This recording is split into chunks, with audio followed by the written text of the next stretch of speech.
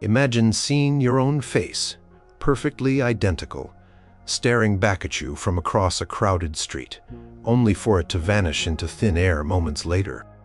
Picture a flock of birds suddenly freezing mid-flight, suspended as if by invisible wires for several unnerving seconds before resuming their journey, as if nothing had occurred. Consider the chilling possibility of reliving the same few minutes of your day, an identical conversation with a stranger, over and over, like a scratched record. Think about an object you know for certain is in one place, disappearing without a trace, only to reappear in a spot you've searched countless times. Envision a simple walk in the park turning bizarre as the same distinct animal moving in the exact same manner crosses your path repeatedly, as if an animation loop has been triggered in your reality. Number 5. The day the world paused for a second. It was a Saturday afternoon, one of those perfect early autumn days, where the sun still felt warm, but the air had a crisp edge. 4 friends, Liam, Chloe, Sam, and Maya, were lounging on a picnic blanket in their local park, Highfield Green. They'd been friends since college, and these weekend get-togethers were a cherished ritual, a way to decompress from the work week and catch up on each other's lives. Liam was animatedly recounting a disastrous attempt at baking a sourdough loaf, his hands waving as he described the rock-hard result. Chloe was giggling. Sam was offering mock sympathy, and Maya was idly watching a small group of sparrows pecking at crumbs near a distant bench. Conversation flowed easily. Laughter punctuated the air, and the general hum of the park, distant shouts of children, the rustle of leaves, the far-off drone of traffic formed a familiar, comforting backdrop. Maya pointed towards the sparrows. "Look at them," she said. "They're so bold." As if on cue, the sparrows took flight, a flurry of brown wings heading towards a large oak tree at the edge of their picnic spot. The friends watched, a casual, shared moment of observation. Then it happened. It wasn't dramatic, not at first. It was subtle, so subtle that for a fraction of a second, each of them wondered if they were just tired, or if their eyes were playing tricks. The sparrows, about 10 feet off the ground and halfway to the oak tree, simply stopped. They didn't slow down, they didn't glide. They froze mid-flap. One bird had its wings fully extended upwards, another in a downstroke. They were suspended in the air, perfectly motionless, like a photograph suddenly inserted into a moving film. Liam's story died in his throat. Chloe's giggle caught. Sam, who had been mid-sip from his water bottle, lowered it slowly, his eyes wide. Maya just stared. The entire world around the birds seemed to continue for a split second. A leaf drifted down from a nearby tree. A dog barked in the distance, but the sparrows remained utterly, impossibly still. It lasted for what felt like an eternity, but was probably no more than 3 or 4 seconds. 4 seconds of absolute physics defying stillness. Then, just as suddenly as they had stopped, the sparrows resumed their flight. There was no jerk, no awkward restart. They simply continued their trajectory towards the oak tree as if the pause had never occurred, landing on its branches and chirping. It was seamless, too seamless. For a moment, the 4 friends were as frozen as the birds had been. Then, Liam let out a shaky breath. Did you guys see that?" His voice was barely a whisper. Chloe nodded, her eyes still fixed on the oak tree. The birds, they just hung there. "Like a bad internet connection," Sam muttered, trying for a joke, but his voice was strained. He was a software engineer, and the analogy, while apt, did little to dispel the strangeness. Maya finally spoke. It wasn't just the birds. She looked up at the sky. Did anyone else feel a flicker? Liam frowned. "A flicker? What do you mean?" "Like the light changed for a microsecond. Maya tried to explain. Just before the birds moved again, like an old fluorescent bulb about to go out, but the whole sky. Chloe shivered, despite the sun. I didn't see a flicker, but I felt weird, like my ears popped.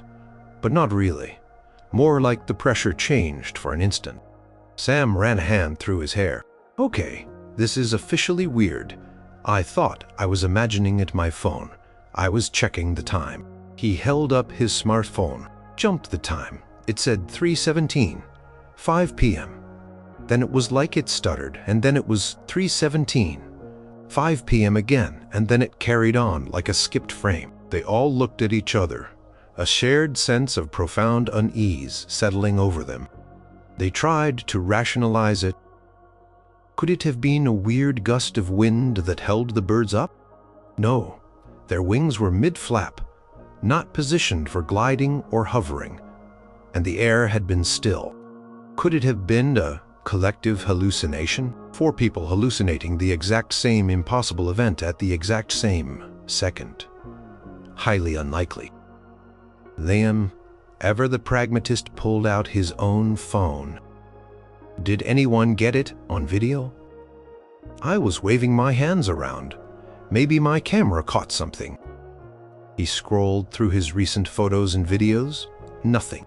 Chloe had been about to take a picture of the group. She checked her phone. The last photo was from 10 minutes prior. No accidental recordings. They talked about it for the rest of the afternoon. Their earlier lighthearted mood completely gone. Each detail was dissected. The way the birds froze, not just hovered. The lack of any sound during those few seconds. Had the park noises also paused? They couldn't be sure. Their focus had been so intently on the sparrows. Maya's flicker. Chloe's pressure change. Sam's phone time. Stutter. It was too much. Too many little anomalies coalescing around one central impossible event. They even walked over to the oak tree, examining the branches where the sparrows had landed. The birds were still there, chirping, behaving like perfectly normal sparrows. There was no evidence of anything unusual. No strange smells, no scorch marks, nothing. Just an ordinary tree, ordinary birds. As the sun began to set, casting long shadows across Highfield Green, they packed up their picnic things in near silence. The experience had bonded them in a new, unsettling way. They made a pact not to talk about it to others, fearing ridicule. Who would believe them? We saw birds freeze mid-air. It sounded like a line from a particularly uninspired science fiction movie. For weeks afterwards, each of them found themselves looking at the sky more often, watching birds with a new, almost fearful intensity. Maya became convinced she would sometimes see tiny, almost imperceptible flickers in her peripheral vision. Sam became obsessed with checking his phone's clock, looking for inconsistencies. Lamb found himself second-guessing his own perceptions, wondering if stress was getting to him. Chloe reported feeling that odd, silent pressure change a couple more times. Always fleeting, always unprovable. The day the world, or at least a small part of it, seemed to pause, remained an indelible mark on their memories. They couldn't explain it. It was a moment where the steadfast rules of reality seemed to have been momentarily suspended, a brief, terrifying glimpse behind a curtain they never knew existed. There were no answers, only the lingering, cold certainty that they had witnessed something they weren't supposed to see. Number 4. The apartment that held a secret hostage. Arthur Jenkins was a man of routine and order. His small one-bedroom apartment was a testament to this. Everything had its place, and he prided himself on knowing where every item he owned was at any given moment. This meticulousness was why the incident with his car keys was so profoundly disturbing to him. It wasn't just about misplaced keys. It was about the violation of logic, the complete breakdown of cause and effect within the secure confines of his own home. It began on a Tuesday morning. Arthur was running late for an important client meeting. He'd laid out his suit the night before, his briefcase was packed and by the door, and he'd even pre-set his coffee machine. All that was left was to grab his wallet, phone, and keys, and head out. Wallet and phone were on the nightstand, as usual. His keys, however, were not on the small ceramic dish by the door where they resided, every single night without fail. A flicker of annoyance. He must have absent-mindedly put them down elsewhere after coming in last night. He did a quick scan of the living room coffee table, the kitchen counter, his desk. Nothing. The annoyance grew, tinged with the first prickle of anxiety about being late. He began a more systematic search. He checked his coat pockets from the day before, the pockets of the jeans he'd worn. He looked under the sofa cushions on the bookshelves, even in the bathroom, though he couldn't imagine why they'd be there. Still no keys. Now, genuine frustration was setting in. Arthur lived alone. No one else had access to his apartment. He distinctly remembered locking the door the previous evening and placing the keys in their dish. He could visualize the action, the familiar clink of metal against ceramic. He was sure of it. He spent the next 20 minutes, his carefully planned morning dissolving into frantic searching, turning his tidy apartment upside down. He rechecked every pocket, every surface. He emptied his briefcase, his gym bag. He even looked in the refrigerator and the microwave, his actions becoming increasingly irrational as panic mounted. Keys. A standard fob for his car, his apartment key, and a small brass mailbox key were simply gone. He had a spare car key hidden outside for emergencies, but his apartment key was unique. Defeated and now significantly late, he called his client to apologize and reschedules, a flush of embarrassment heating his cheeks. Then he called a locksmith. The locksmith was expensive and took an hour to arrive, during which Arthur sat on his disheveled sofa, staring at the door, trying to reconstruct every moment of the previous evening. Had he been sleepwalking? Highly unlikely. He'd never done it before. Had he somehow thrown them out with the trash? He'd taken the trash out before coming in and locking up. So the keys would have been with him. The locksmith changed the lock on his apartment door. Arthur then drove to work using his spare car key, the entire day overshadowed by a nagging sense of unreality. How could his keys just vanish from inside a locked apartment? That evening, he returned to his still messy apartment, the new, unfamiliar key feeling strange in his hand. He was exhausted and demoralized. He made a cup of tea and sat down at his small kitchen table, the table he had cleared and searched multiple times that morning. He'd even run his hands underneath its surface. And there, sitting squarely in the middle of the table, as if they'd been placed there deliberately, were his original set of keys. Arthur stared. His heart began to pound. It was impossible. Utterly, completely impossible. He picked them up. They were cool to the touch, unmistakably his. Car fob, the apartment key, now useless for his front door.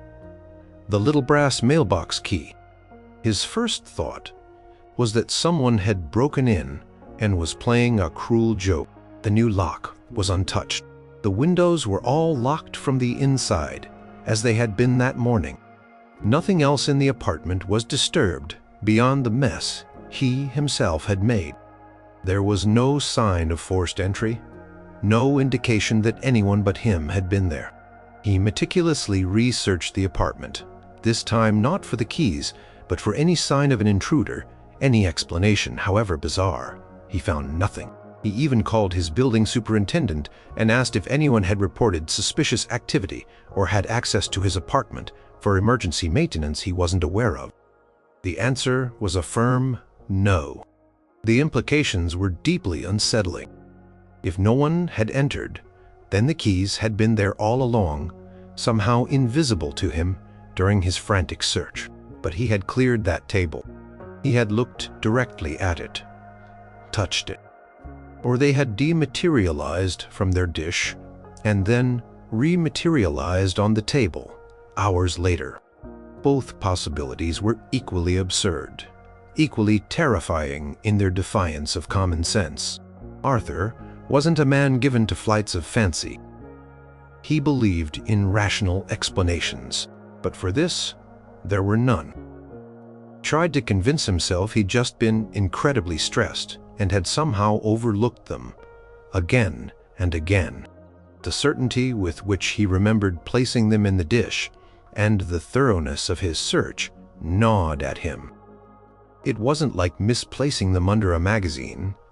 It was like them ceasing to exist in one location and then reappearing in another in a sealed environment. He never spoke about it to anyone. Who would understand? They'd just think he was careless or losing his mind. The incident changed something for Arthur. His meticulously ordered world now contained a permanent, inexplicable crack. Sometimes, late at night, he would find himself just staring at his new set of keys in their dish, a cold knot of unease in his stomach, wondering about the day his apartment, his sanctuary of order, had briefly, inexplicably held his reality hostage. The old keys sat in a drawer, a tangible reminder of the impossible. Number 3. The coffee shop loop. Jenna considered herself a creature of habit, especially when it came to her morning coffee. Every weekday at 8:15 a.m., she'd walk into the Daily Grind, a cozy little coffee shop 2 blocks from her office. She always ordered the same thing, a medium latte with oat milk and 1 sugar. And Austin, the same young barista, a cheerful guy named Ben with a sleeve of intricate tattoos, would be there to take her order. This particular Wednesday started no differently, or so she thought. She pushed open the glass door, the familiar aroma of roasted coffee beans and warm pastries washing over her. The usual morning bustle was in full swing, a low murmur of conversations, the hiss of the espresso machine, the clatter of cups. Ben was at the counter, a bright smile on his face. "Morning," he chirped as Jenna approached. "The usual medium oat latte. 1 sugar. You know it," Jenna replied, smiling back. "How's it going?" "Living the dream," he said, his fingers already dancing across the screen of the till. "That'll be $4.50. Any pastry to go with that today?" "The almond croissants are fresh out of the oven." Jenna hesitated. "Oh, tempting. But no, just the latte today, thanks." "Coming right up," Ben said, turning to the espresso machine. Jenna paid, stepped to the side to wait, and idly scrolled through her phone. A few minutes later, Ben called out, "Medium oat latte for Jenna." She grabbed her coffee, thanked him, and headed out the door, ready to face the workday. She took a sip as she walked down the street. Perfect, as always. She was about halfway to her office, maybe a minute's walk from the coffee shop, when her phone buzzed. It was a text from her boss, asking about a file.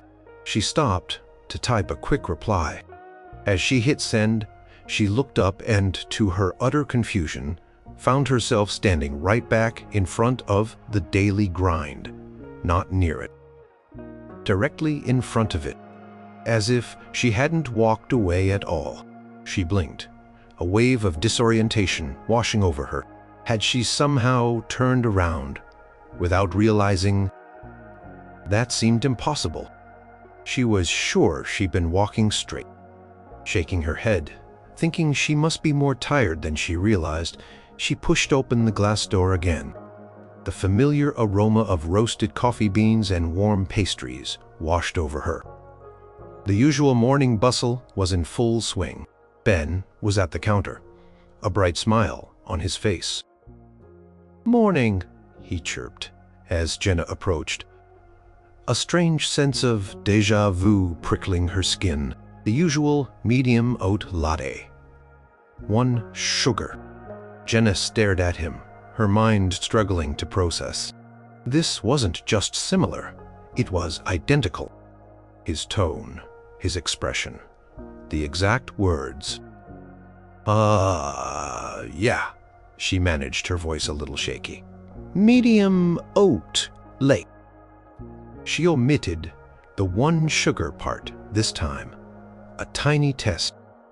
You know it, Ben replied, not missing a beat.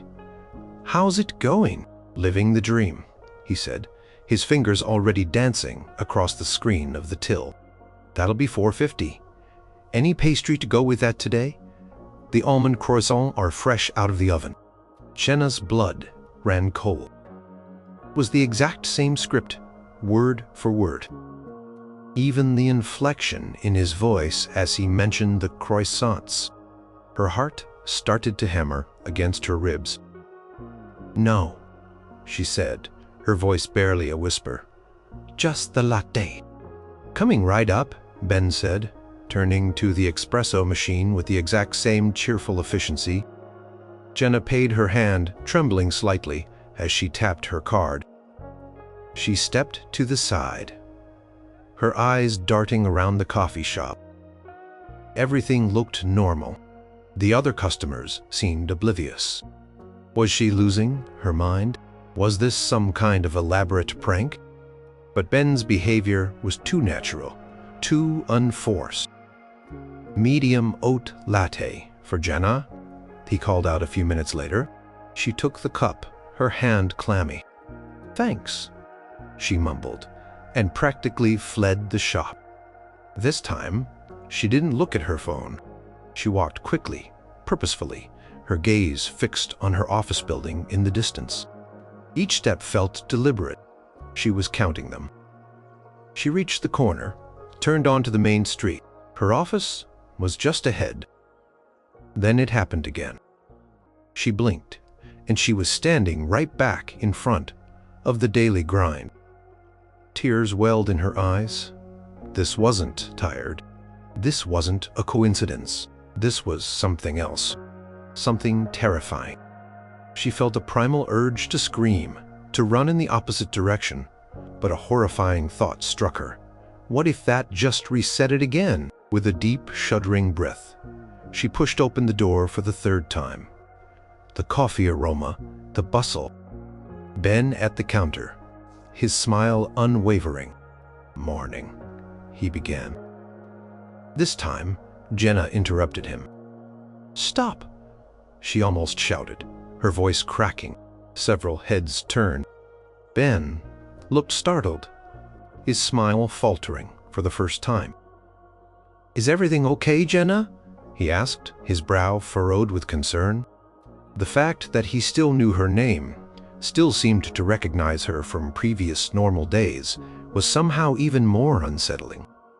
Ben, she said, trying to keep her voice steady. What day is it?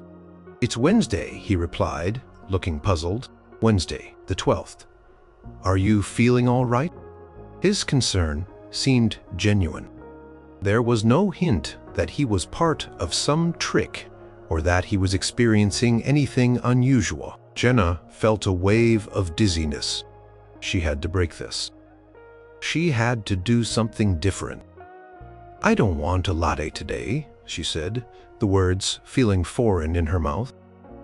I want a black Americano large. Ben blinked, surprised.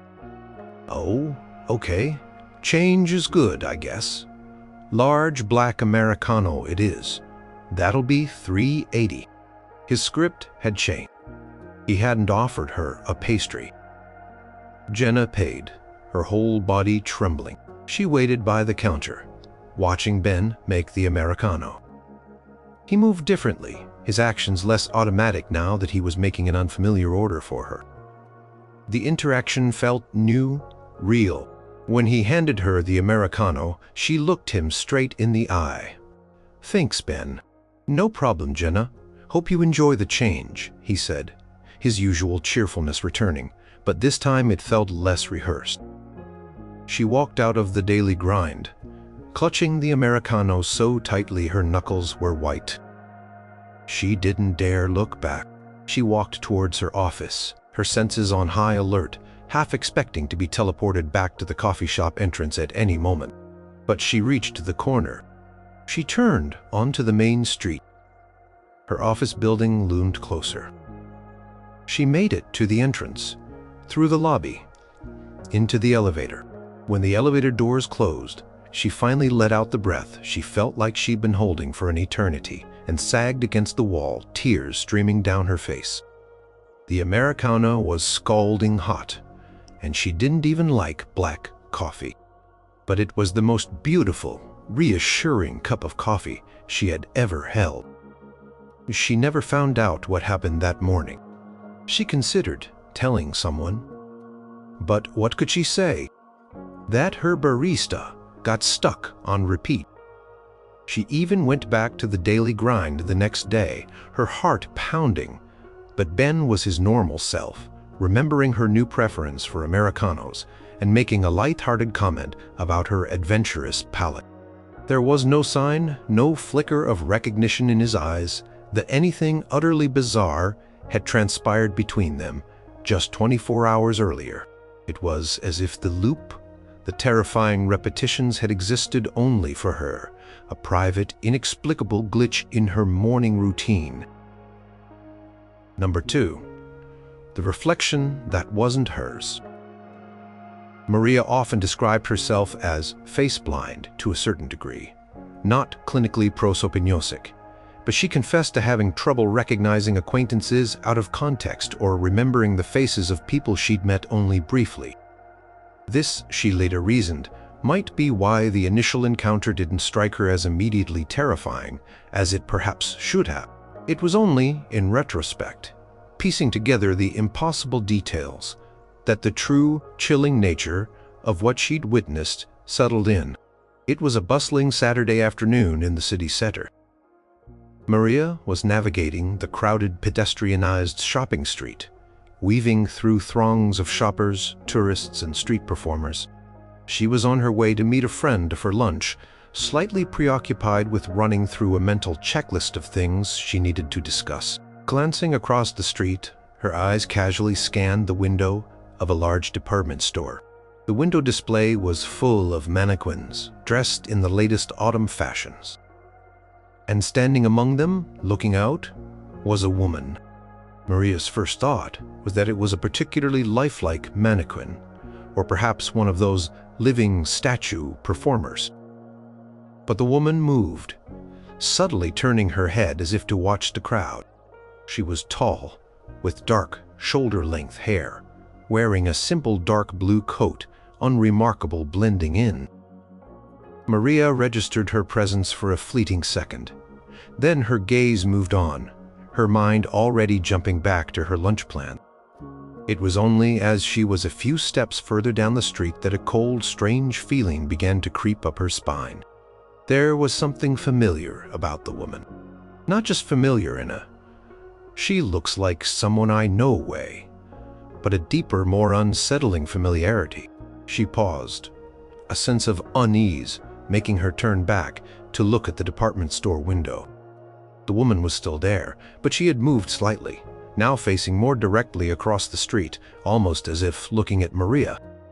And then Maria saw it, really saw it. The woman wasn't just familiar. The woman was her. Not a sister, not a cousin, not someone who bore a passing resemblance. It was her exact face. Her eyes, her nose, the distinct mole just above her left eyebrow. The way she held her shoulders, even the slight frown of concentration she often wore without realizing it. The woman in the window was an identical living, breathing replica of Maria. Maria's breath hitched. Her heart began to thrum, a frantic rhythm against her ribs. This was impossible. She was an only child. She had no twin. She stared, rooted to the spot, oblivious to the shoppers bumping past her.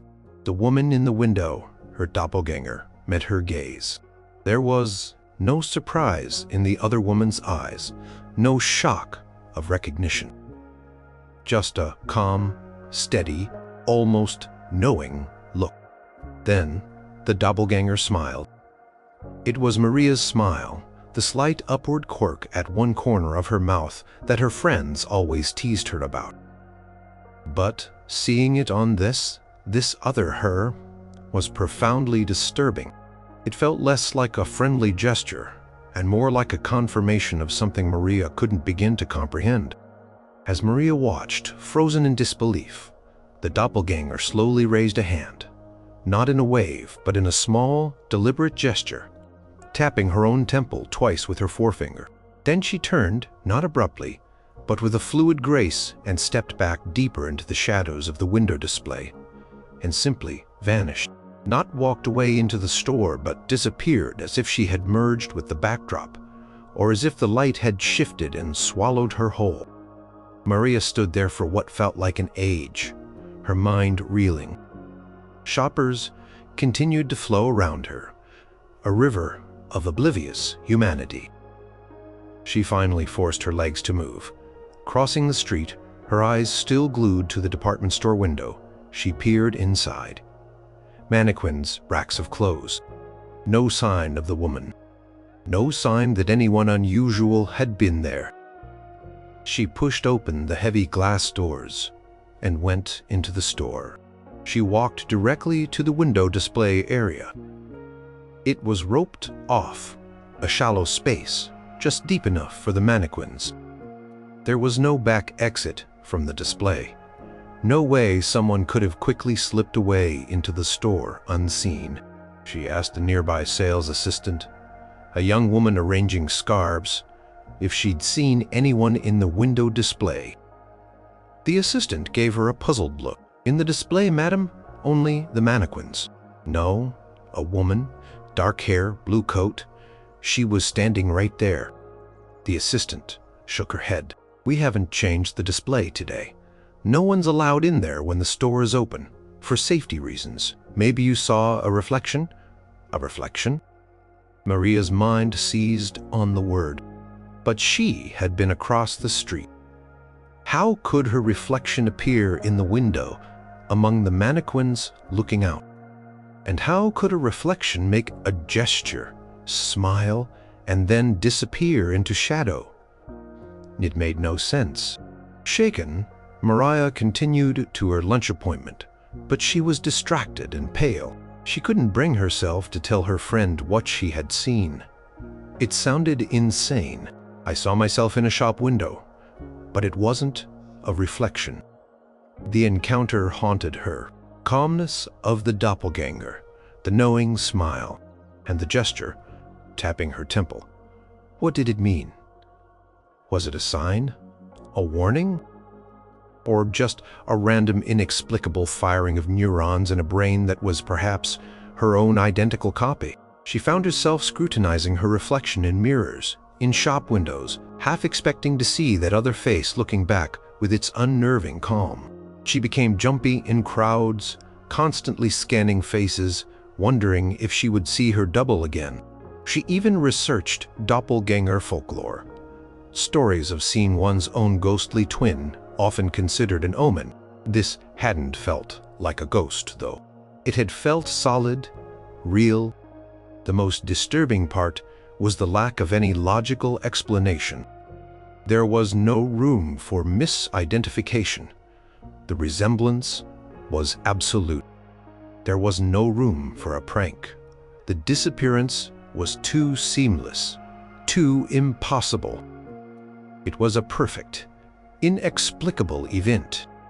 Maria was left with the chilling, unshakable memory of seeing herself an independent entity existing where she should not, knowing things she could not, and then vanishing as if she were nothing more than a glitch in the fabric of a Saturday afternoon. The gesture at the temple remained the most enigmatic part. A silent message from a version of herself she was never meant to meet. Number 1. The 9 Tenations of the Black Cat. Déjà vu is a common enough sensation, that fleeting, uncanny feeling that you've experienced the present moment before. Most people shrug it off, a minor hiccup in the brain's processing. But for Mark, a landscape gardener who spent most of his days outdoors and in tune with the subtle rhythms of nature, what started as a simple case of déjà vu on a quiet Tuesday morning escalated into something far more bizarre and unsettling. Something that made him question the very consistency of his reality. Mark was taking his usual mid-morning break, walking a familiar path that skirted the edge of a large public park he was currently landscaping. It was a peaceful route, shaded by old trees, the only sounds usually birdsong and the distant hum of city traffic. He was thinking about plant orders, specifically a delivery of ornamental grasses, when a black cat darted out from the undergrowth to his left, trotted briskly across the gravel path about 10 feet in front of him, and disappeared into the bushes on his right. It was a sleek, entirely black cat, except for one distinctive feature. Its front right paw was strikingly white, like it had stepped in a dollop of paint. Mark thought idly. Classic. A black cat crossing his path. He wasn't superstitious, but the image was iconic. He continued walking. About 30 seconds later, feeling a distinct flicker of déjà vu, he saw a black cat dart out from the undergrowth to his left, trot briskly across the gravel path about 10 feet in front of him, and disappear into the bushes on his right. Sleek, black, with a brilliant white front right paw. Mark stopped. Okay, that was weird, he muttered to himself. 2 identical black cats with the same white paw, emerging from the exact same spot, moving in the exact same way. Unlikely, but not impossible. Maybe there was a pair of them, littermates, perhaps. He peered into the bushes on either side of the path.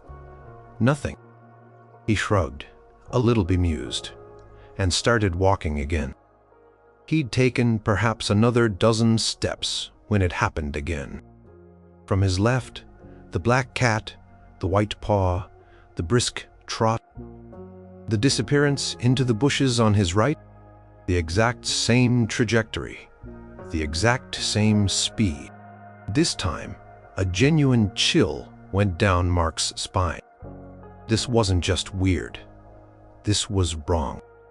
He looked around wildly. Was someone playing a prank on him?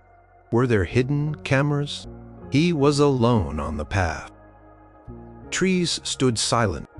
No laughter, no hidden figures. He decided to wait.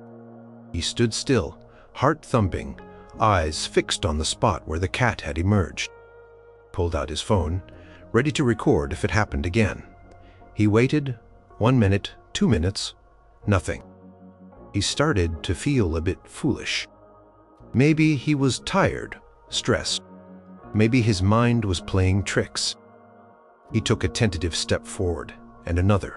Instantly, as if cued by his movement, the black cat with the white paw emerged from the left, crossed the path, and vanished to the right, identical, unwavering, unblinking. Mark let out an involuntary gasp. His hands were shaking so much, he almost dropped his phone. He hadn't managed to hit record. This was the 4th time. No way, he whispered. This is not happening. He was now more determined than ever. He backed up a few paces, to the point just before he had triggered the cat's appearance. He took a deep breath, hit record on his phone, aimed it at the spot, and walked forward. 5th iteration.